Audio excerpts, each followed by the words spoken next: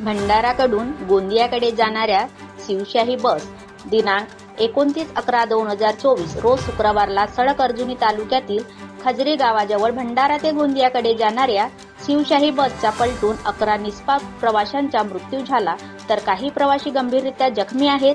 घटनेची माहिती मिळताच भंडारा गोंदिया लोकसभा क्षेत्राचे खासदार डॉ. प्रशांत पडोळे यांनी दिल्ली येथे अधिवेशन असताना सुद्धा माहिती मिळाल्यानंतर लगेच रात्रीपर्यंत भंडारा पोहोचून आज सकाळपासून मृतकांच्या कुटुंबांना भेट देऊन सांत्वन केले. जखमींना केटीएस रुग्णालय गोंदिया येथे भेट देऊन विचारपूस केली.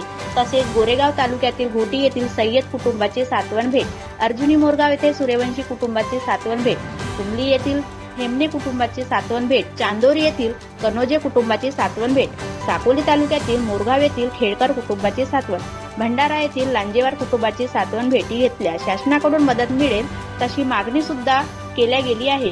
भंडारा परिवहन मंडळाचे अधिकाऱ्यांची भंडारा येथील बस स्थानक, बस डेपो, वर्कशॉप आणि तेथील परिसराची पाहणी केली. विविध समस्या आढळल्या.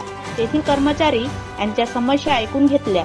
एकंदरीत खासदाराचे दौरा व आपुलकीची भावना जाणून भेट दिली. हे विषय परिवहन महामंडळाचे पदाधिकारी कर्मचारी यांनी दुर्लक्ष करू नये, गाडी चालवताना दक्षता घ्यावी अशा सूचना सुद्धा केल्या गेल्या.